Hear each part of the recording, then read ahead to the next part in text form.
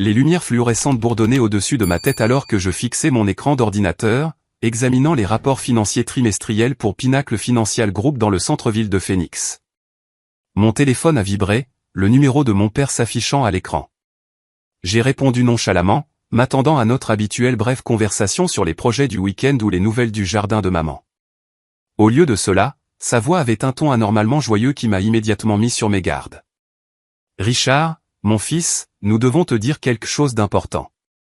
Ta mère et moi avons utilisé 95% de ton compte d'épargne pour acheter la nouvelle maison de Jessica et Brandon à Scottsdale. » Les mots m'ont frappé comme des coups physiques, chaque syllabe m'écrasant la poitrine. Le temps a semblé se figer tandis que les paroles de papa résonnaient dans mon esprit. 95% de mes économies. Le compte que j'avais passé 12 années épuisantes à construire à partir de rien. Je pouvais entendre la voix de maman intervenir par le haut-parleur, son ton écœurant de douceur et de suffisance. Jessica mérite vraiment cette aide, chérie. Elle fonde une famille et tu sais à quel point c'est important. Tu as toujours été si doué avec l'argent et tu es toujours célibataire, donc tu n'as pas vraiment besoin de tous ces fonds qui ne font rien. Ma gorge s'est nouée alors que la réalité s'abattait sur moi. 247 000 $ partis, envolés, volés par les personnes même qui m'avaient appris l'importance de l'épargne et du travail acharné. J'avais commencé chez Pinnacle Financial avec un maigre salaire de 32 000 $, vivant de nouilles instantanées et partageant des appartements exigus avec 3 colocataires.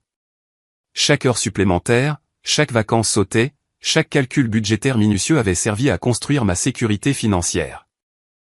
Maintenant, mon salaire actuel de 98 000 $ semblait insignifiant face à cette perte dévastatrice. Le souvenir d'il y a 6 mois est revenu avec une clarté écœurante. Le conducteur ivre qui a percuté ma Honda Civic à 80 km/h, m'envoyant tournoyer sur 3 voies de circulation sur l'Interstate 10. 3 semaines à l'hôpital avec une hémorragie interne, des côtes cassées et une commotion cérébrale qui me laissaient à peine capable de penser clairement. Maman et papa m'avaient rendu visite tous les jours, apportant de la soupe maison et des expressions inquiètes. Quand les médecins ont expliqué que j'aurais besoin de quelqu'un pour gérer mes finances pendant ma convalescence, je leur avais fait confiance sans hésiter. Payez juste mes factures et occupez-vous des réclamations d'assurance, avais-je dit à papa en signant les papiers de procuration limitée, branchés à des perfusions et des moniteurs cardiaques. Tout est automatisé de toute façon. Le compte a assez pour couvrir 6 mois de dépenses. Quel naïf imbécile j'avais été. Quand est-ce que c'est arrivé, ai-je réussi à murmurer, ma voix à peine audible par-dessus le bruit du bureau autour de moi. La pause de papa s'est étirée inconfortablement. Eh bien, les papiers ont été finalisés mardi. Nous voulions nous assurer que tout se passe bien avant de te le dire. Le chèque de banque a été traité pour 234 650 $ mardi, il y a 3 jours. Ils avaient attendu jusqu'au vendredi après-midi pour m'informer, s'assurant que la transaction était complètement irréversible. Le calcul était froid et méthodique. Ce n'étaient pas des grands-parents impulsifs aidant leur fille. C'était un vol prémédité, orchestré avec une précision chirurgicale.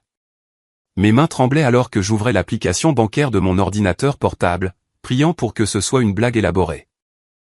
Le solde du compte me fixait 12 347 $ et 23 cents. Le reste avait disparu dans les rêves immobiliers de ma sœur. « Richard, es-tu toujours là ?»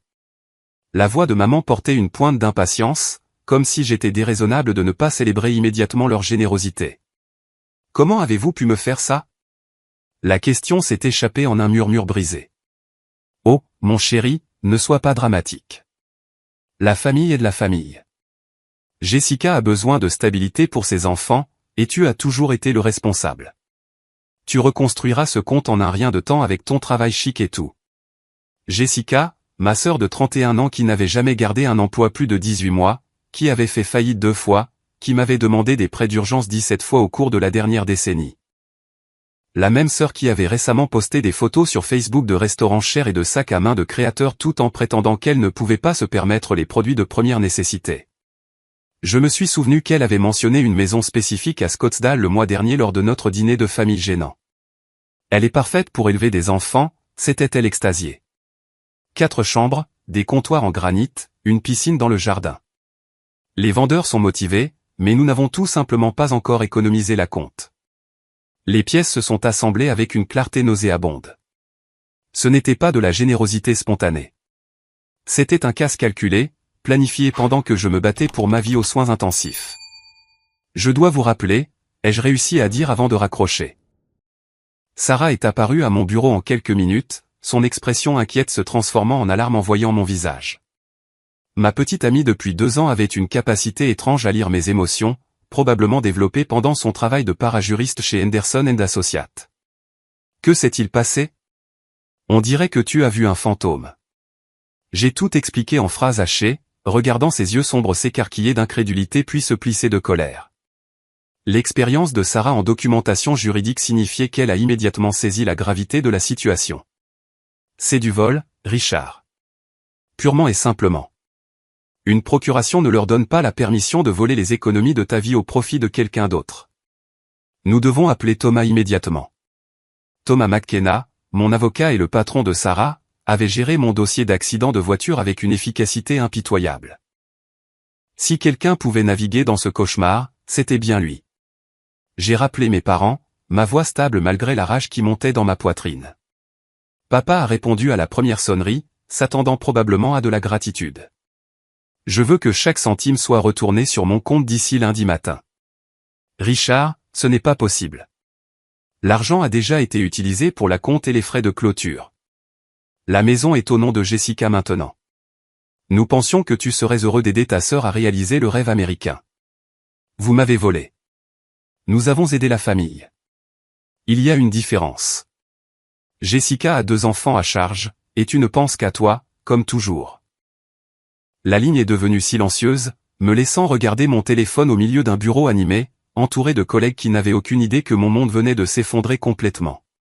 Le trajet jusqu'à la maison de mes parents à Tampa ressemblait à un voyage dans un rêve fiévreux. Sarah s'agrippait à la poignée du siège passager pendant que je naviguais dans le trafic du vendredi après-midi, son esprit juridique formulant déjà des stratégies et des précédents. Le quartier familier où j'avais grandi semblait maintenant étranger et hostile, bordé de modestes maisons de plain-pied et de palmiers mourants. Le pick-up Ford gris de papa était garé dans l'allée à côté du VUS blanc de Jessica et du Toyota Tacoma surélevé de Brandon. À travers la fenêtre du salon, je pouvais voir des silhouettes bouger, une conversation animée accompagnée de ce qui ressemblait à une célébration. Sarah m'a serré l'épaule alors que nous approchions de la porte d'entrée. Souviens-toi, reste calme. Laisse-les parler. Tout ce qu'ils disent pourrait être utilisé au tribunal. La porte s'est ouverte avant que je puisse frapper, révélant le sourire triomphant de Jessica et une flûte de champagne dans sa main manucurée. Ses cheveux blonds étaient coiffés en vagues parfaites, et elle portait une nouvelle robe que je n'avais jamais vue auparavant. De créateur, cher, complètement inapproprié pour quelqu'un qui avait prétendu être dans une situation financière désespérée il y a quelques semaines à peine. Tiens, si ce n'est pas mon frère anciennement riche, a-t-elle annoncé bruyamment, s'écartant avec une courtoisie exagérée. Entre et célèbre l'achat de notre nouvelle maison. Le salon bourdonnait d'une énergie excitée.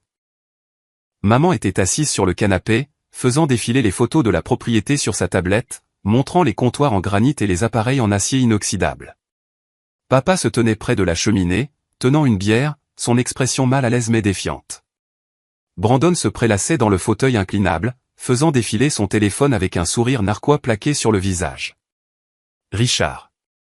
Maman s'est levée d'un bond, essayant de me serrer dans ses bras alors que je restais raide. N'est-ce pas excitant? Jessica a trouvé la plus belle maison et nous avons pu aider à la concrétiser. Tu devrais être fier de contribuer à l'avenir de ta sœur. Contribuer. Le mot est sorti plus sec que je ne l'avais prévu. Je n'ai jamais accepté de contribuer à quoi que ce soit. Jessica a ri, un son comme du verre brisé. Oh, pauvre petit Richard.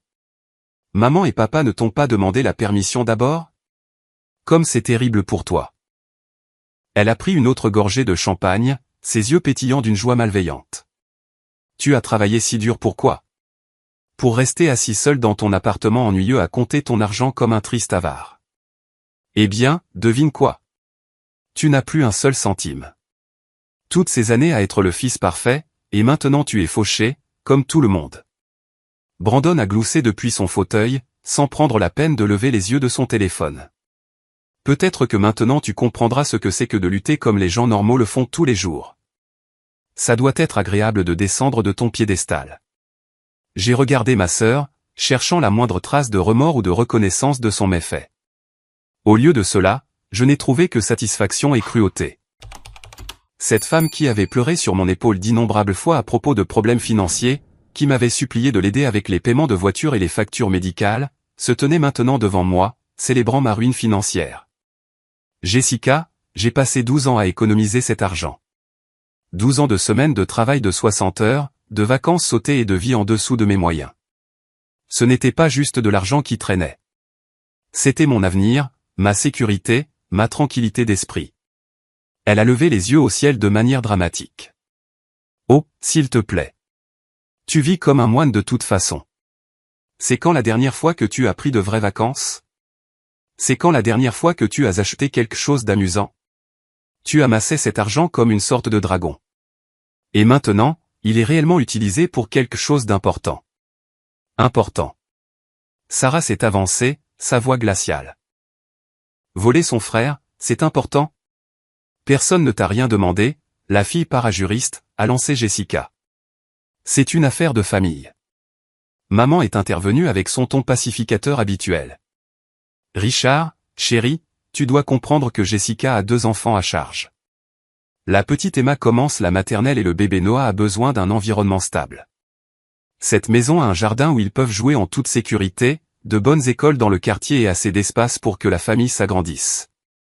J'ai dit à maman et papa que cet argent ne te manquerait jamais, puisque tu vis si chichement de toute façon, a ajouté Jessica, sa voix dégoulinant d'un plaisir vengeur. Tu conduis une Honda de 7 ans. Tu vis dans ce minuscule appartement. Et tu ne dépenses jamais d'argent pour quelque chose d'amusant. J'ai pensé que tu l'économisais juste par habitude, pas pour un but réel. La cruauté de ces paroles m'a frappé comme des coups physiques. Elle avait orchestré ce vol.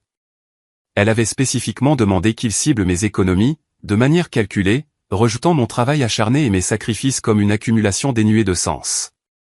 Et le meilleur, a continué Jessica en sortant son iPhone avec un sourire malicieux, c'est que j'enregistre ta réaction pathétique en ce moment même. Mes amis vont adorer voir Monsieur Parfait s'effondrer quand il réalisera qu'il n'est plus meilleur que nous. Elle a levé le téléphone, capturant mon expression stupéfaite et le visage outré de Sarah. Dis quelque chose pour la caméra, Richard. Dis à tout le monde ce que ça fait d'être enfin ramené à notre niveau. Papa s'est agité, mal à l'aise, sa canette de bière s'écrasant légèrement dans sa poigne. Jessica, c'est peut-être assez. Non, ce n'est pas assez, a-t-elle rétorqué. Il a passé des années à agir comme s'il était tellement meilleur que nous avec son diplôme universitaire et son travail chic, nous regardant de haut, Brandon et moi, parce que nous n'avons pas eu autant de succès. Eh bien, qui a du succès maintenant? Nous venons d'acheter une maison de 400 000 $ avec une piscine à Scottsdale, et aime le génie financier est fauché. Brandon a finalement levé les yeux de son téléphone, ajoutant sa propre touche de cruauté. La maison a 4 chambres, 3 salles de bain, un garage pour 2 voitures et une piscine dans le jardin. Une cuisine toute neuve avec un îlot et tout. Merci pour la compte, beau-frère. Quelque chose a changé en moi alors que je regardais ma famille se délecter de ma destruction apparente. Un calme étrange s'est installé sur mes pensées agitées, et j'ai senti mes lèvres se courber en un léger sourire. L'absurdité de leur célébration, leur ignorance complète de ce qu'ils avaient réellement accompli, m'a soudain frappé comme étant sombrement hilarante. Un petit rire s'est échappé de ma gorge. L'expression triomphante de Jessica a vacillé. Qu'est-ce qui est si drôle?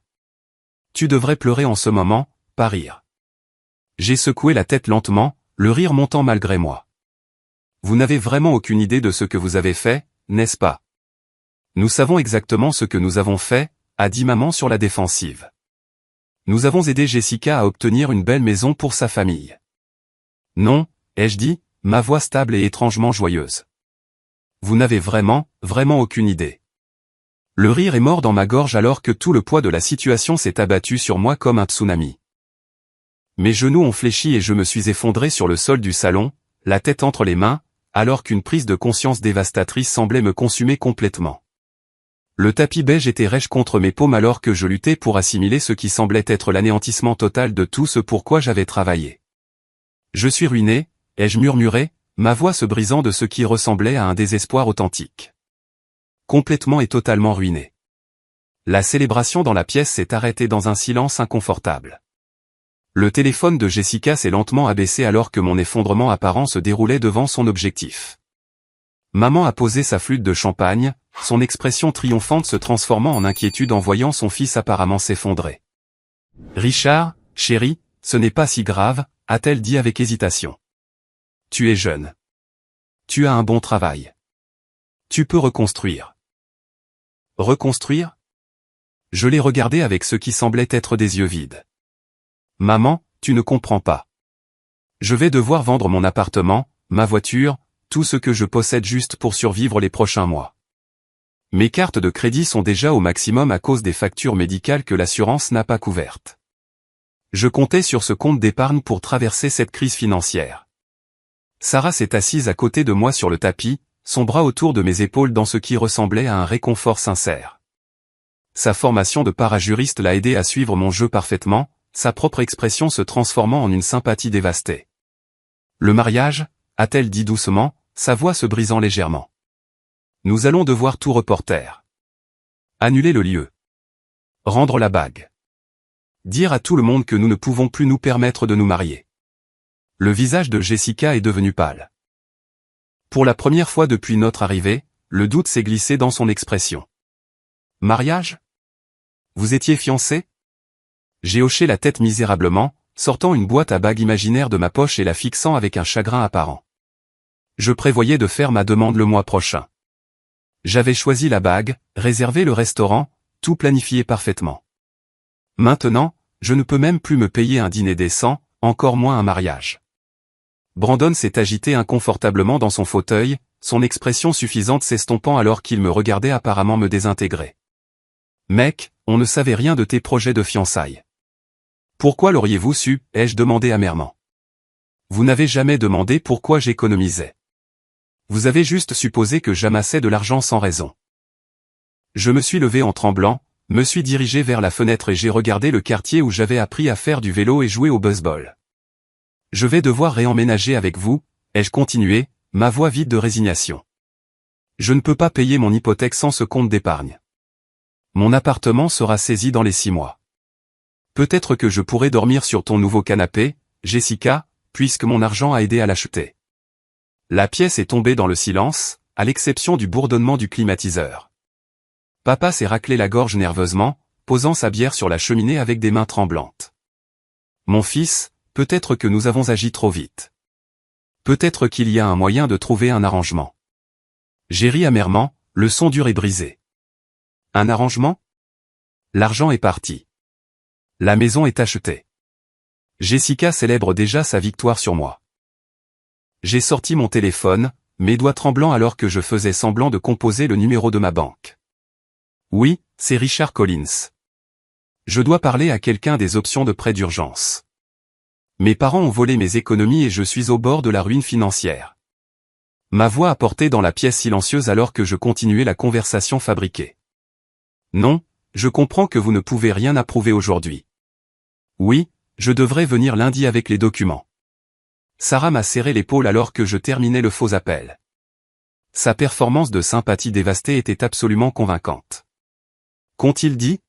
« Ils ont besoin de 3 jours pour examiner ma situation financière. Si ma cote de crédit a trop chuté, ils pourraient ne même pas approuver un petit prêt d'urgence. » Je me suis tourné pour faire face à ma famille, mon expression défaite et brisée. Je devrais peut-être emprunter de l'argent juste pour manger la semaine prochaine. La main de maman s'est portée à sa bouche, sa célébration complètement oubliée. « Richard, nous n'avons jamais voulu que les choses soient si graves pour toi. Qu'est-ce que vous pensiez qu'il arriverait ?» ai-je demandé, mon désespoir apparent faisant craquer ma voix. « Vous avez pris 95% de tout ce que j'avais. Imaginiez-vous que j'étais secrètement riche? Que j'avais un compte caché quelque part? » J'ai commencé à faire les 100 pas dans le salon, passant mes mains dans mes cheveux dans une détresse évidente. Jessica a posé son verre de champagne, sa moquerie antérieure remplacée par une inquiétude croissante. « Mais tu gagnes bien ta vie à ton travail. Ton salaire devrait couvrir tes dépenses de base. » Mon salaire était conçu pour compléter mes économies, pas pour les remplacer, ai-je expliqué, ma voix prenant une pointe de panique. Je faisais des paiements hypothécaires supplémentaires pour accumuler du capital. Mon prêt auto a encore 18 mois. Je paie ma propre assurance maladie, mon assurance vie, et je cotise le maximum à mon compte de retraite. Sans ce tampon d'épargne, je vis d'un chèque de paie à l'autre, comme tout le monde. La vérité de ma littératie financière semblait rendre le vol encore plus dévastateur. Ce n'étaient pas les divagations de quelqu'un qui avait été négligent avec l'argent. J'étais un professionnel de la finance qui avait construit un budget soigneusement équilibré, maintenant complètement détruit par leur trahison. Je vais devoir appeler mon patron lundi matin, ai-je continué, sombrant apparemment plus profondément dans le désespoir. Demander une avance sur salaire juste pour payer le loyer de ce mois-ci. 34 ans et je vais mendier de l'aide financière comme un étudiant. Tout en parlant, j'ai discrètement envoyé un SMS à Thomas. Exécute le plan B immédiatement. En quelques instants, le téléphone de Sarah a vibré avec une réponse. Elle a lu le message rapidement, me montrant l'écran. Documentation prête. Autorité prévenue. Timing parfait. J'ai fait semblant de composer un autre numéro, mes mains tremblant visiblement alors que je tenais le téléphone à mon oreille. Bonjour, Monsieur Morrison. C'est Richard Collins. Je sais que c'est vendredi soir, mais je fais face à une urgence familiale qui pourrait affecter ma performance au travail la semaine prochaine. J'ai fait une pause, écoutant la tonalité tout en peaufinant ma performance. Mes parents ont accédé à mon compte d'épargne sans autorisation et ont presque tout retiré. Je devrais peut-être prendre un deuxième emploi ou faire des heures supplémentaires juste pour rester à flot financièrement. Je voulais vous prévenir au cas où cela impacterait mes responsabilités chez Pinacle Financial. Jessica s'est levée brusquement, sa robe de créateur semblant soudain inappropriée pour la gravité de la situation. Richard, arrête. Ça devient trop sérieux. Trop sérieux? J'ai terminé mon faux appel et les regardé avec ce qui semblait être une incrédulité brisée. Jessica, tu as célébré la destruction de ma sécurité financière. Tu as enregistré ma réaction pour la partager avec tes amis pour te divertir. Tu t'es moqué de 12 ans de travail acharné et de sacrifice, et maintenant c'est trop sérieux? Brandon s'est raclé la gorge nerveusement. Peut-être qu'on devrait trouver un plan de paiement ou quelque chose. Trouver un moyen de te rembourser au fil du temps. Me rembourser avec quoi? Ai-je demandé désespérément. Vous venez d'acheter une maison que vous ne pouviez pas vous permettre sans voler mon argent. Vos mensualités hypothécaires sont probablement plus élevées que vos revenus combinés. D'où viendront exactement les fonds de remboursement? La famille a échangé des regards mal à l'aise alors que les conséquences à long terme de leurs actions commençaient à se faire sentir. Ils avaient été tellement concentrés sur l'acquisition de la maison qu'ils n'avaient jamais envisagé les implications éthiques ou les suites pratiques. Je vous ai fait confiance, ai-je dit doucement, ma voix à peine audible. Après mon accident, quand j'étais vulnérable et effrayé, je vous ai fait confiance pour protéger mes intérêts. Au lieu de cela, vous avez utilisé ma vulnérabilité pour me voler aveuglément. J'ai marché lentement vers la porte d'entrée, Sarah me suivant de près. Alors que j'attrapais la poignée, je me suis retourné pour faire face à ma famille une dernière fois. Je suppose que je devrais vous remercier, ai-je dit avec une résignation amère. Vous m'avez appris qui est ma vraie famille, et ce n'est aucun de vous. Je me suis arrêté sur le seuil, la main posée sur la poignée en laiton, alors qu'une étrange transformation commençait à m'envahir. La posture défaite s'est progressivement redressée, et le désespoir brisé dans ma voix s'est lentement transformé en quelque chose de plus froid et de plus calculateur. La performance de la dévastation s'est dissoute comme un brouillard matinal, remplacé par le comportement calme et analytique d'un professionnel de la finance qui venait de terminer une enquête réussie. En fait, ai-je dit en me retournant pour faire face à ma famille avec une énergie complètement différente, avant de partir, il y a quelque chose que vous devriez savoir sur mon parcours professionnel. Jessica cligna des yeux, confuse, tenant toujours son téléphone, mais n'enregistrant plus. De quoi parles-tu? Je travaille pour Pinacle Financial Group en tant qu'enquêteur principal en matière de fraude, spécialisé dans le détournement de fonds et les délits financiers, ai-je expliqué, ma voix prenant le ton mesuré que j'utilisais lorsque je témoignais au tribunal. Au cours des 16 derniers mois, j'ai été l'analyste principal sur 43 affaires impliquant la manipulation financière familiale, la maltraitance des personnes âgées et les violations de procuration. La canette de bière de papa a glissé de ses doigts, tombant bruyamment sur le parquet et renversant de la mousse sur le sol du salon soigneusement entretenu de maman. Richard, qu'est-ce que ça a à voir avec quoi que ce soit? Cela signifie que je suis exceptionnellement doué pour détecter quand des membres de la famille prévoient de se voler les uns les autres, ai-je continué en revenant au centre de la pièce avec une confiance retrouvée. Et depuis 4 mois, je soupçonnais que vous prépariez quelque chose exactement comme ça. La couleur a quitté le visage de Jessica alors qu'elle assimilait mes paroles. Tu soupçonnais?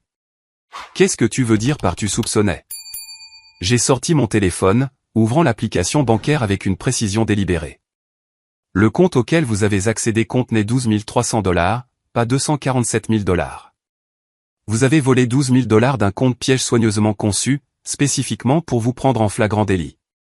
Le silence qui a suivi était assourdissant. La main de maman s'est portée à sa poitrine comme si elle avait du mal à respirer. Brandon s'est lentement redressé dans son fauteuil, sa suffisance désinvolte s'évaporant complètement.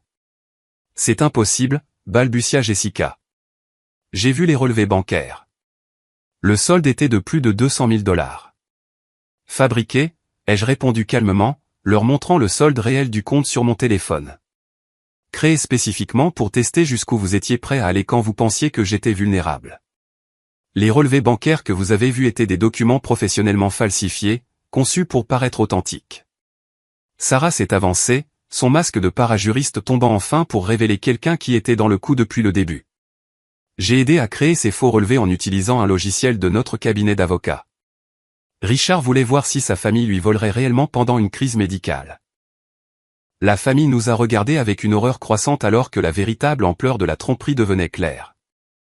Ils avaient été manipulés par quelqu'un qui comprenait la fraude financière mieux qu'ils ne pouvaient l'imaginer. Tu nous as piégés, a murmuré papa, le visage cendré. Tu nous as délibérément trompés. J'ai documenté votre comportement criminel, ai-je corrigé. Il y a une différence significative. Vous avez fait le choix de me voler. J'ai simplement créé un environnement où vos véritables intentions seraient révélées et conservées comme preuve. J'ai recommencé à faire les 100 pas dans la pièce, mais cette fois avec la confiance de quelqu'un qui fait une présentation professionnelle. Au cours des 4 derniers mois, j'ai enregistré 17 conversations téléphoniques où Jessica a posé des questions pointues sur mes finances. J'ai conservé 14 messages textes où elle suggérait des moyens pour nos parents de l'aider avec les coûts de logement. J'ai documenté 6 occasions où elle a spécifiquement mentionné l'accès à mon compte d'épargne lors de dîners de famille. Les jambes de Jessica ont lâché et elle s'est effondrée sur le canapé à côté de maman. Tu nous enregistres depuis des mois. L'Arizona est un État où le consentement d'une seule partie est requis, a expliqué Sarah en sortant un enregistreur numérique de son sac à main.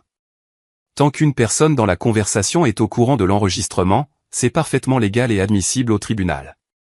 Brandon s'est penché en avant, le visage pâle et en sueur. Tribunal? De quoi parles-tu? J'ai souri pour la première fois depuis que j'étais entré dans la maison, mais ce n'était pas une expression agréable. Complot en vue de commettre une fraude, abus de procuration, vol par tromperie et les lois sur la maltraitance des personnes âgées en Arizona. Ces accusations entraînent des peines allant de la probation à 5 ans de prison d'État, en fonction du montant volé et de la sophistication du crime.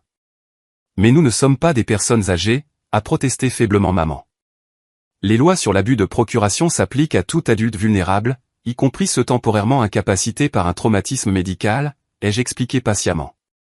Mon hospitalisation et ma période de convalescence me qualifient de personne protégée en vertu des statuts révisés de l'Arizona. Papa a reculé jusqu'à heurter la cheminée, le visage gris de choc.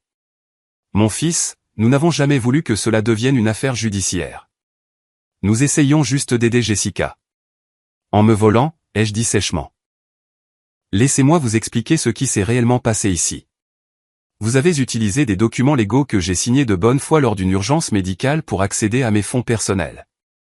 Vous avez ensuite transféré ces fonds au profit d'un tiers sans ma connaissance ni mon consentement. Jessica a spécifiquement demandé que vous cibliez mes économies, démontrant la préméditation et le complot. J'ai de nouveau sorti mon téléphone, faisant défiler des fichiers soigneusement organisés. J'ai des preuves photographiques de Jessica faisant des recherches sur la propriété de Scottsdale 6 semaines avant que le vol n'ait lieu. J'ai des conversations enregistrées où elle calcule combien d'argent elle aurait besoin de mon compte. J'ai des captures d'écran de messages textes où elle discute du moment du vol pour assurer un impact maximal. Jessica a enfoui son visage dans ses mains, sa célébration complètement oubliée. Ça ne peut pas arriver. Nous avons acheté la maison. Nous avons signé des contrats. Les chambres de nos enfants sont déjà peintes. Ce qui nous amène à un autre problème, a ajouté Sarah professionnellement. L'acompte pour votre maison est constitué de fonds volés, ce qui rend l'ensemble de l'achat immobilier légalement discutable. Selon l'issue de l'affaire pénale, vous pourriez être forcé de renoncer à la maison et faire face à des pénalités supplémentaires. La pièce ressemblait à une tombe alors que la famille absorbait l'ampleur de leur situation. Ce qui avait commencé comme une célébration d'une manipulation réussie se transformait rapidement en un cauchemar de conséquences juridiques qu'ils n'avaient jamais envisagées. La voix de Brandon est sortie comme un murmure. Qu'est-ce qui se passe maintenant? J'ai vérifié ma montre avec un calme étudié. Mon avocat, Thomas McKenna, devrait arriver avec des officiers du département de police de Phoenix dans environ 15 minutes. Ils voudront prendre des déclarations formelles de toutes les personnes impliquées et expliquer les accusations portées. Des accusations? La voix de maman s'est brisée. Richard, nous pouvons sûrement régler ça en famille. Il n'est pas nécessaire d'impliquer les autorités. Les autorités ont été impliquées au moment où vous avez commis une fraude, ai-je répondu sans émotion. Ceci a cessé d'être une affaire de famille lorsque vous avez choisi de me voler au lieu de demander de l'aide. Le bruit de portières de voitures claquant dans l'allée a annoncé l'arrivée des forces de l'ordre. À travers la fenêtre, je pouvais voir la berline noire de Thomas McKenna suivie de 2 voitures de police de Phoenix. Une dernière preuve, ai-je dit en levant le téléphone de Sarah. Toute cette conversation a été enregistrée. Vos aveux de culpabilité, votre manque de remords et vos descriptions détaillées du crime faciliteront considérablement le travail du procureur. Alors que la sonnette retentissait, j'ai regardé chaque membre de ma famille une dernière fois. Vous m'avez appris que les liens du sang ne garantissent pas la loyauté. Maintenant, vous allez apprendre à quoi ressemble la justice lorsque vous trahissez quelqu'un qui sait réellement se défendre. Thomas McKenna est entré dans le salon, flanqué de 2 officiers de police de Phoenix en uniforme. Leur attitude professionnelle a immédiatement transformé l'atmosphère, passant d'un drame familial à une enquête criminelle. Le détective Maria Santos, une spécialiste aguerrie des crimes financiers avec qui j'avais travaillé sur des cas précédents, m'a salué d'un signe de tête respectueux avant de tourner son attention vers ma famille. M. Collins, nous avons examiné les preuves que vous avez soumises, dit-elle en sortant un carnet officiel. La documentation semble complète et bien organisée. Nous devrons prendre des déclarations formelles de toutes les parties impliquées. Avant de continuer, interrompit Thomas, sa voix portant l'autorité de quelqu'un qui avait passé 30 ans à pratiquer le droit pénal, je veux clarifier l'étendue de la situation financière réelle de M. Collins pour toutes les personnes présentes. Il ouvrit sa mallette en cuir, en sortant un épais dossier de documents officiels. La valeur nette de Richard est actuellement de 823 000 $, répartis sur plusieurs comptes d'investissement, fonds de retraite, biens immobiliers et portefeuilles de crypto-monnaies. Le souffle coupé de Jessica a résonné dans la pièce silencieuse. Le verre de champagne de maman a glissé de ses doigts, se brisant contre la table basse dans une explosion de cristal et de vin. C'est impossible, a murmuré Brandon. Il a dit qu'il était fauché. Il a dit que vous l'aviez ruiné financièrement.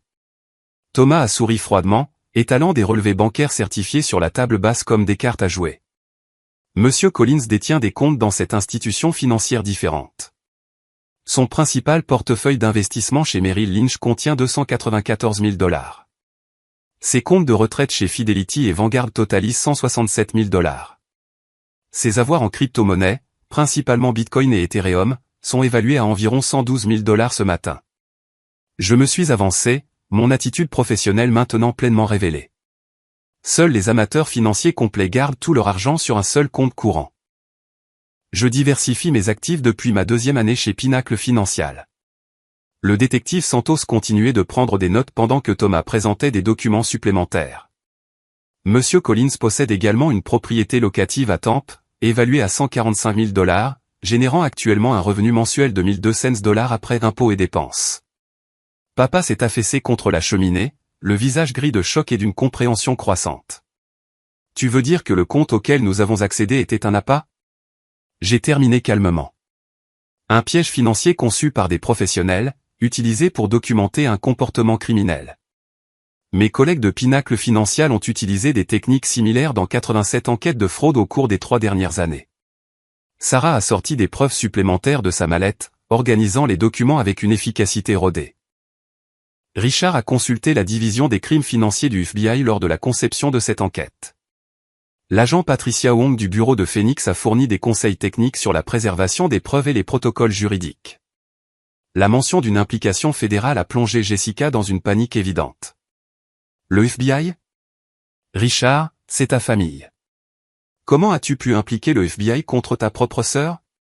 Vous vous êtes impliqué vous-même au moment où vous avez choisi de commettre des crimes fédéraux, a répondu sèchement le détective Santos.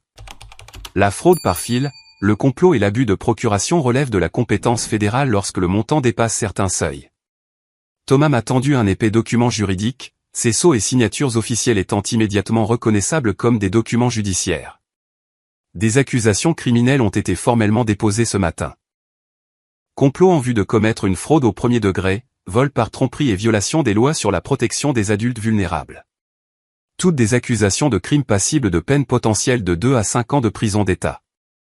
L'employeur de Brandon recevrait une notification de son implication dans des crimes financiers dans les 48 heures, comme l'exige la loi de l'Arizona pour toute personne travaillant à des postes exigeant une responsabilité financière.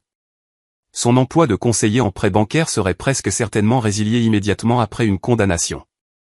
La poursuite civile est distincte, ai-je ajouté en acceptant un autre document de Thomas. 50 000 $ de dommages et intérêts pour détresse émotionnelle, violation du devoir fiduciaire et infliction intentionnelle de détresse émotionnelle. Ces accusations se poursuivront quel que soit le résultat de l'affaire pénale. L'achat de la nouvelle maison de Jessica a fait l'objet d'une contestation judiciaire immédiate. L'acompte constitué de fonds volés a rendu toute la transaction potentiellement frauduleuse, nécessitant un examen par le tribunal et une éventuelle confiscation de la propriété. Nous avons déjà contacté la société immobilière et l'agence de titres, a expliqué Sarah, son expertise de parajuriste évidente dans chaque mot soigneusement choisi. Ils coopèrent pleinement à l'enquête. Votre approbation de prêt hypothécaire était basée sur une documentation d'acompte frauduleuse, ce qui viole les réglementations bancaires fédérales. Maman a commencé à pleurer doucement, sa célébration complètement oubliée alors que la réalité juridique s'abattait sur elle. Richard, nous sommes tes parents. Tu ne veux sûrement pas nous voir aller en prison. Vous ne vouliez pas me voir financièrement détruit, ai-je répondu sans émotion. Chacun fait des choix. Ce sont les conséquences des vôtres. Le détective Santos a fermé son carnet, ayant recueilli suffisamment d'informations préliminaires pour continuer. Nous aurons besoin que tout le monde vienne au poste pour des entretiens formels. Le bureau du procureur de district traite cette affaire comme une priorité élevée en raison de la sophistication du crime et de la qualité des preuves. Thomas a rassemblé ses documents efficacement, sa satisfaction évidente dans chaque mouvement. La réputation professionnelle de Richard dans les enquêtes sur les crimes financiers donne à cette affaire une crédibilité significative. Les juges et les procureurs ont tendance à prendre la fraude au sérieux lorsqu'elle est documentée par quelqu'un avec ces qualifications. L'unité des crimes financiers du département de police de Phoenix avait traité des cas de vol familial pendant des décennies, mais rarement avec des preuves aussi complètes ou assemblées de manière aussi professionnelle. Mon expérience en matière d'enquête sur la fraude signifiait que chaque élément de preuve était collecté et préservé selon les normes juridiques les plus élevées. Encore une chose, ai-je dit en sortant ma dernière pièce de documentation. Le montant de la restitution a été calculé avec les intérêts et les pénalités. 12 000 $ de principal plus les intérêts légaux, les frais de justice, les frais de tribunal et les dommages civils. Obligation de remboursement total, 47 600 $. Le visage de Jessica est devenu cendré alors qu'elle traitait les calculs. 47 000 $? Nous n'avons pas 47 000 $. Nous venons d'acheter une maison. La loi de l'Arizona autorise la saisie sur salaire, la saisie d'actifs et la vente forcée de biens pour satisfaire une restitution ordonnée par le tribunal, a expliqué le détective Santos de manière factuelle. L'État récupérera ses fonds d'une manière ou d'une autre. Alors que les officiers se préparaient à escorter ma famille au poste de police pour un traitement formel, j'ai ressenti un profond sentiment de satisfaction professionnelle. La justice n'était pas une vengeance émotionnelle. Elle était systématique, méthodique et absolument complète. Vous savez quelle est la belle ironie, ai-je dit alors que les menottes se refermaient sur les poignets de papa. Si vous m'aviez simplement demandé de l'aide pour l'acompte de Jessica, je lui aurais probablement donné 10 000 $ en cadeau. Au lieu de cela, votre cupidité et votre tromperie vous ont tout coûté. La maison est tombée dans le silence, à l'exception du son des radios de police et des procédures officielles. La tentative de ma famille de voler ma sécurité avait plutôt révélé leur manque total de caractère tout en documentant leur comportement criminel avec une précision digne d'un tribunal. L'enquête professionnelle sur la fraude n'était pas seulement ma carrière. Elle était devenue ma protection contre les personnes qui auraient dû me protéger. Le tribunal supérieur du comté de Maricopa a agi avec une rapidité inhabituelle grâce aux preuves accablantes que Thomas avait rassemblées. 10 jours après les arrestations, ma famille a fait face à des audiences de mise en accusation formelle qui allaient déterminer leur sort juridique immédiat. J'étais assis dans la galerie, vêtu de mon plus beau costume, regardant les personnes qui m'avaient élevé se traîner jusqu'au banc des accusés, vêtus de combinaisons orange et de défaite. La juge Patricia Morrison, connue dans les cercles juridiques de Phoenix pour son approche pragmatique des crimes financiers, a examiné le dossier avec un intérêt évident. Ses 23 années au tribunal l'avaient exposé à d'innombrables cas de trahison familiale, mais rarement avec des preuves aussi professionnellement documentées. M. et Madame Collins, a-t-elle adressé à mes parents avec une désapprobation sévère. Le tribunal a examiné les preuves soumises par l'accusation. Les enregistrements, la documentation financière et le témoignage de votre fils brossent un tableau de tromperie calculée et d'abus de confiance qui, franchement, dégoûte ce tribunal. L'avocat de papa, un défenseur public surchargé de travail nommé Robert Chen, a tenté de plaider la clémence en se basant sur leur casier judiciaire vierge et leur âge avancé. L'expression de la juge Morrison est restée impassible alors qu'elle écoutait son plaidoyer pour une probation. Votre honneur, mes clients sont des délinquants primaires qui ont commis une grave erreur de jugement lors d'une crise familiale. Ils regrettent profondément leurs actions et sont prêts à effectuer une restitution complète. Monsieur Chen, a répondu froidement la juge, vos clients n'ont pas commis une erreur de jugement. Ils ont commis une fraude préméditée contre leur propre fils alors qu'ils se remettaient d'un accident traumatisant. Le niveau de planification et de tromperie démontré dans cette affaire montre une intention criminelle claire. La mise en accusation de Jessica s'est avérée encore plus préjudiciable à son cas. Les enregistrements où elle demandait spécifiquement le vol et se moquait de ma destruction financière ont été diffusés dans la salle d'audience, sa cruauté préservée en clarté numérique pour que tout le monde puisse en témoigner. Son avocate, Maria Santos, a tenté de présenter Jessica comme une mère désespérée essayant d'offrir une stabilité à ses enfants. La réponse de la juge a tranché l'excuse comme une lame. Mademoiselle Collins Peterson, ce tribunal a entendu votre déclaration enregistrée célébrant la ruine financière de votre frère. Vous avez filmé sa détresse apparente à des fins de divertissement. Vous n'avez montré aucun remords pour avoir dévasté quelqu'un qui avait aidé votre famille à plusieurs reprises. Ce n'était pas du désespoir. C'était de la malveillance vengeresse. Les plaidoyers de culpabilité sont arrivés en quelques jours. Papa et maman ont accepté un accord offrant 2 ans de probation, des travaux d'intérêt général et une restitution complète en échange d'éviter la prison.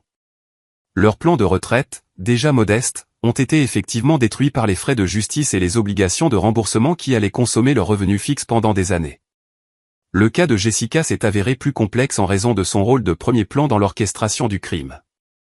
Ses déclarations enregistrées démontraient une préméditation claire et un manque de remords, rendant les négociations de plaidoyer difficiles. Elle a finalement accepté 18 mois de probation supervisée, des conseils financiers obligatoires et une responsabilité conjointe pour tous les paiements de restitution. L'implication de Brandon lui a coûté sa carrière immédiatement. La First National Bank a mis fin à son emploi le lendemain de son arrestation, invoquant une violation de leur politique d'éthique concernant les crimes financiers. Sa licence de prêt hypothécaire a été révoquée par le département de l'immobilier de l'Arizona, mettant fin à sa capacité de travailler dans les secteurs bancaires ou immobiliers. La poursuite civile s'est déroulée parallèlement aux accusations pénales, ajoutant une autre couche de dévastation financière à leur situation. Thomas a déposé des requêtes demandant les dommages maximaux autorisés par la loi de l'Arizona, arguant que le traumatisme émotionnel et la perturbation professionnelle justifiaient une compensation significative au-delà de la simple restitution. Votre honneur, a adressé Thomas à la juge Morrison lors de l'audience civile. La confiance de mon client en sa famille a été utilisée comme une arme contre lui pendant sa période la plus vulnérable. L'impact psychologique de cette trahison s'étend bien au-delà du vol financier immédiat. Le témoignage expert du docteur Elizabeth Harper, une psychiatre spécialisée dans les traumatismes familiaux, a détaillé les conséquences émotionnelles à long terme de l'abus financier familial. Son évaluation professionnelle a ajouté de la crédibilité à notre demande de dommages et intérêts et a aidé à justifier le jugement de $50 000 que nous avons finalement obtenu. Les conséquences immobilières se sont avérées dévastatrices pour Jessica et Brandon. Leur achat de maison à Scottsdale, entaché par l'acompte criminel, a fait l'objet d'un examen juridique immédiat de la part de la société de prêt hypothécaire et des assureurs de titres. Les réglementations bancaires fédérales exigeaient une enquête sur tout achat de propriété impliquant des fonds frauduleux. Wells Fargo, leur prêteur hypothécaire, a entamé une procédure de saisie dans les 60 jours suivant la condamnation pénale. L'équipe juridique de la banque a fait valoir que l'approbation du prêt avait été obtenue par le biais de documents frauduleux, invalidant ainsi l'ensemble de l'accord hypothécaire. Jessica et Brandon ont été contraints de rendre les clés de la maison et de renoncer à leur investissement d'acompte. La couverture médiatique locale a ajouté une autre dimension de conséquences que ma famille n'avait pas anticipée. Le journaliste d'investigation de Channel 12, David Kim, a couvert l'affaire comme un exemple de fraude financière familiale sophistiquée. Le reportage a été diffusé aux heures de grande écoute, montrant des images du palais de justice de ma famille menottée et les détails de leur plan de vol élaboré. Ce cas démontre comment les membres de la famille peuvent exploiter la confiance et la vulnérabilité médicale pour commettre de graves crimes financiers, a rapporté Kim, debout devant le palais de justice. L'expertise professionnelle de la victime en matière d'enquête sur la fraude a permis de constituer un dossier en béton que les procureurs ont qualifié d'exemplaire. Mes collègues de Pinacle Financial ont considéré l'affaire comme un succès déterminant pour ma carrière, qui a renforcé ma réputation dans la communauté des crimes financiers de l'Arizona. La procureure du district, Sarah Williams, a personnellement salué mes techniques de collecte de preuves lors d'une conférence professionnelle sur la prévention de la criminalité en col blanc. Richard Collins a transformé une victimisation personnelle en une leçon magistrale d'enquête sur la fraude, a déclaré Williams aux procureurs et enquêteurs rassemblés. Sa méthodologie devrait être étudiée par tous ceux qui travaillent sur des cas de crimes financiers impliquant des auteurs familiaux. La reconnaissance professionnelle a conduit à une promotion de carrière immédiate. Pinacle Financial m'a promu au poste de directeur principal des enquêtes sur la fraude, avec la supervision de toute la région métropolitaine de Phoenix. Mon salaire est passé à $135 000 par an, avec des primes de performance pouvant ajouter $20 000 supplémentaires en fonction des résolutions de cas réussis. Les conférences dans des congrès financiers à travers le Sud-Ouest sont devenues une source régulière de revenus supplémentaires et de développement professionnel. Ma présentation sur la prévention de la fraude financière familiale a été demandée par l'Association des banquiers de l'Arizona, la Chambre de commerce de Phoenix et l'Association nationale des examinateurs de fraude certifiés. Les membres de la famille ont souvent le plus grand accès pour exploiter leurs victimes, expliquai-je à des auditoires de professionnels de la banque et des forces de l'ordre. La clé de la prévention est la documentation, les conseils professionnels et la volonté de traiter les crimes familiaux avec le même sérieux que la fraude commise par des étrangers. 6 mois après les arrestations, la destruction financière de ma famille était complète et permanente. Le revenu de consultation à temps partiel de papa a été saisi pour payer la restitution. Les prestations de sécurité sociale de maman ont été partiellement saisies sur ordonnance du tribunal.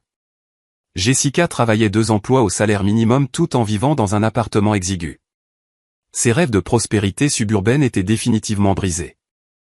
Le chômage de Brandon s'est prolongé au-delà d'1 an, car les vérifications d'antécédents révélaient à plusieurs reprises sa condamnation pour crimes financiers. Les industries bancaires et immobilières maintenaient des listes noires strictes qui l'excluaient de tout poste impliquant une responsabilité monétaire. Leurs tentatives de réconciliation par le biais de membres de la famille intermédiaire ont été accueillies avec une courtoisie professionnelle, mais une finalité absolue. J'avais appris que le pardon sans conséquence était de la complaisance, et la complaisance n'était qu'une autre forme d'abus. Les marches du palais de justice où j'avais vu ma famille être emmenée menottée sont devenues un symbole de justice obtenue par la préparation, le professionnalisme et le refus d'accepter la victimisation. Parfois, le plus grand cadeau que vos ennemis vous font est de montrer leur vrai caractère avant que vous ne fassiez des erreurs irréversibles comme leur faire confiance pour quoi que ce soit d'important. 18 mois se sont écoulés depuis que les portes du palais de justice se sont refermées sur la condamnation pénale de ma famille. Et ma vie s'est transformée en quelque chose que je n'aurais jamais pu imaginer pendant ces sombres moments de ruine financière apparente. La ligne d'horizon de Phoenix s'étend au-delà de la fenêtre de mon nouveau bureau chez Pinacle Financial Group, où ma récente promotion au poste de directeur régional des enquêtes sur la fraude supervise les opérations en Arizona, au Nevada et au Nouveau-Mexique. Sarah et moi nous sommes mariés en octobre dernier lors d'une petite cérémonie entourée de personnes qui comprennent vraiment le sens de la famille. Notre famille choisie était composée d'amis proches, de mentors professionnels et de collègues qui nous ont soutenus tout au long de la bataille juridique. Thomas McKenna a conduit Sarah à l'hôtel, étant devenu à la fois avocat et figure paternelle au cours de notre voyage vers la justice. La réception ne comptait aucun parent de sang de mon côté, une absence remarquée que certains invités ont questionnée jusqu'à ce qu'ils entendent notre histoire. La famille n'est pas déterminée par la génétique, ai-je expliqué lors de mon discours de mariage. La famille est déterminée par la loyauté, le respect et l'amour sincère. Les personnes dans cette pièce ont gagné leur place par leur caractère, pas par leurs chromosomes. Notre lune de miel en Nouvelle-Zélande nous a permis de voir à quel point la vie devient différente lorsque les influences toxiques sont chirurgicalement retirées de votre quotidien. Pendant 2 semaines, nous avons connu une joie pure sans tension sous-jacente, manipulation ou obligation dictée par la culpabilité. La paix était profonde et addictive. Ma trajectoire de carrière a radicalement changé après la poursuite réussie des crimes de ma famille. Les forces de l'ordre de tout le Sud-Ouest ont commencé à me consulter sur des cas complexes de fraude financière, en particulier ceux impliquant des auteurs familiaux.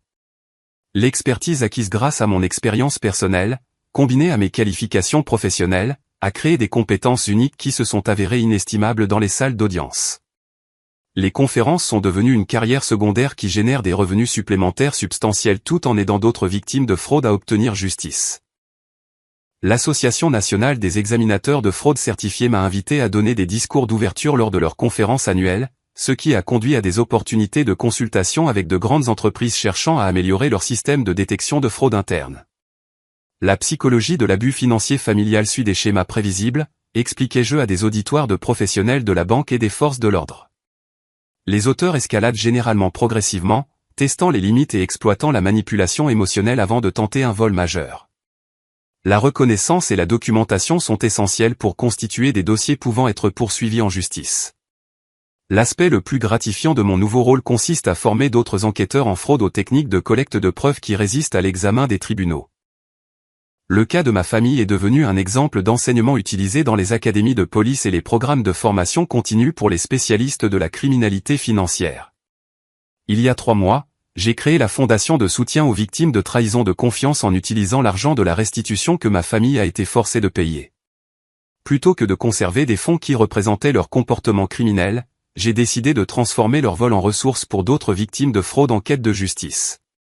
La fondation fournit une assistance juridique, un soutien psychologique et des conseils financiers aux personnes trahies par des membres de leur famille ou des associés de confiance. Notre première année a aidé 37 victimes à récupérer plus de 2 millions de dollars grâce à des poursuites judiciaires et civiles réussies. Le docteur Elisabeth Harper, la psychiatre qui a témoigné dans mon affaire civile, a rejoint le conseil d'administration de notre fondation. Son expertise en traumatismes familiaux aide les victimes à surmonter la dévastation émotionnelle qui accompagne la trahison financière. Le cas de Richard démontre que la guérison nécessite à la fois la justice et la croissance personnelle, explique-t-elle à nos clients. Le succès de la fondation a attiré l'attention des médias nationaux intéressés par la prévention de l'abus financier familial. Le mois dernier, je suis apparu sur Good Morning America pour discuter des signes avant-coureurs et des stratégies de protection pour les personnes vulnérables. Le segment a généré des centaines de téléspectateurs partageant leurs propres expériences de vol familial. Faire confiance, mais vérifier, est devenu ma devise professionnelle et ma philosophie personnelle. Les relations saines incluent la transparence et la responsabilité, pas une foi aveugle et des opportunités d'exploitation. Les personnes qui tiennent vraiment à vous respecteront des limites raisonnables et des exigences de documentation. Ma relation avec l'argent a également beaucoup évolué à travers cette expérience. Bien que la sécurité financière reste importante, je comprends maintenant que la vraie richesse inclut la tranquillité d'esprit, des relations authentiques et la liberté de toute manipulation. L'anxiété de me demander quand ma famille pourrait de nouveau m'exploiter a été remplacée par la confiance en mes systèmes de protection. Mes stratégies d'investissement incluent désormais une diversification émotionnelle aux côtés de la diversification financière. Mes relations les plus proches sont avec des personnes qui ont prouvé leur caractère par des actions, pas des promesses. La confiance se gagne progressivement et peut être révoquée de manière permanente lorsqu'elle est trahie. L'expérience de parajuriste de Sarah s'est avérée inestimable pour établir le cadre juridique et les procédures opérationnelles de notre fondation. Son attention aux détails et sa compréhension de la psychologie des victimes complètent mon expertise en enquête sur la fraude, créant un partenariat qui s'étend bien au-delà du mariage pour devenir une collaboration professionnelle significative. Travailler ensemble pour aider d'autres victimes de fraude donne un sens plus profond à notre propre expérience, explique Sarah lors des événements de collecte de fonds de la fondation. Notre douleur est devenue la base pour empêcher d'autres de subir une trahison similaire. La reconnaissance professionnelle a continué de s'étendre tout au long de l'année. Le barreau de l'État de l'Arizona m'a honoré de son prix de contribution exceptionnelle à la justice pour le développement de techniques innovantes d'enquête sur la fraude. Le département de police de Phoenix a demandé mon aide pour former son unité des crimes financiers à la détection des abus familiaux et à la préservation des preuves. La situation de mon ancienne famille sert de récit édifiant sur les conséquences à long terme des crimes financiers. La santé de papa s'est considérablement détériorée sous le stress des obligations légales et de l'ostracisme social. La dépression de maman a nécessité des médicaments et des conseils, ajoutant des frais médicaux à leur budget déjà serré. Les perspectives d'emploi de Jessica restent sévèrement limitées par son casier judiciaire et ses salaires saisis. Le beau style de vie suburbain qu'elle envisageait en planifiant son vol s'est transformé en une lutte quotidienne pour les produits de première nécessité. La carrière de Brandon ne s'est jamais remise, les forçant à dépendre d'emplois au salaire minimum et de programmes d'aide gouvernementale. Leur tentative de réconciliation continue d'arriver par le biais de connaissances mutuelles et de parents éloignés, coïncidant généralement avec leurs urgences financières ou les délais de paiement ordonnés par le tribunal. Chaque message suit des schémas similaires, reconnaissance de l'acte répréhensible suivi de demande d'aide financière ou d'annulation de prêt. Mes réponses restent cohérentes et professionnelles. Je leur souhaite de bien reconstruire leur vie, mais la réconciliation exige un remords sincère et un changement de comportement, pas des tentatives continues de manipulation. Leurs conséquences sont le résultat naturel de leur choix. La paix de vivre sans leur influence ne peut être surestimée. Les vacances deviennent des célébrations au lieu de champs de mines émotionnelles. Les décisions financières sont prises en fonction de mes objectifs et de mes valeurs plutôt que de la culpabilité et de l'obligation. Les choix de carrière reflètent mes intérêts professionnels sans pression ni sabotage familial. Pendant les moments calmes dans mon nouveau bureau à domicile, je réfléchis parfois aux précieuses leçons apprises à travers cette expérience douloureuse. Les personnes qui vous aiment vraiment n'exploiteront jamais vos vulnérabilités pour leur gain personnel. La loyauté familiale va dans les deux sens, pas seulement de la victime à l'agresseur. Plus important encore, j'ai appris que fixer des limites et faire appliquer les conséquences n'est ni cruel ni vengeur. C'est une autoprotection essentielle qui empêche la poursuite des abus tout en enseignant aux agresseurs que leur comportement a des coûts réels. Il y a 6 mois, j'ai reçu une lettre d'une victime de fraude du Colorado qui avait lu des informations sur notre fondation en ligne.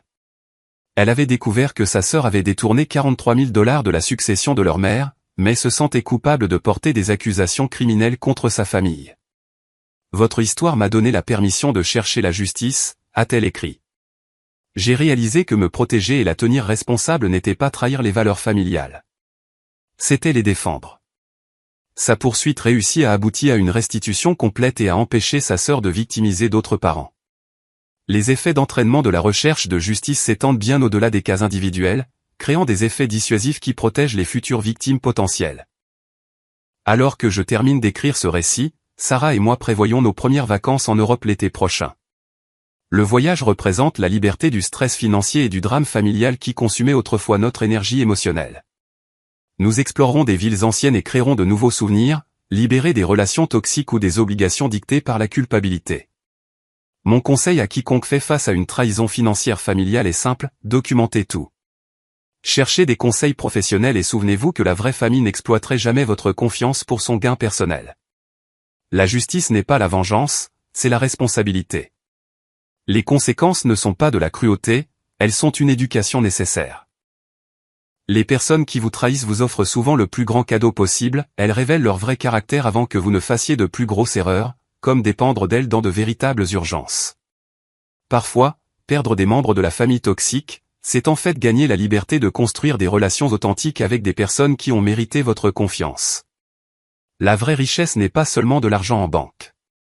C'est être entouré de personnes qui ne rêveraient jamais de trahir votre confiance, d'exploiter vos vulnérabilités ou de célébrer votre douleur.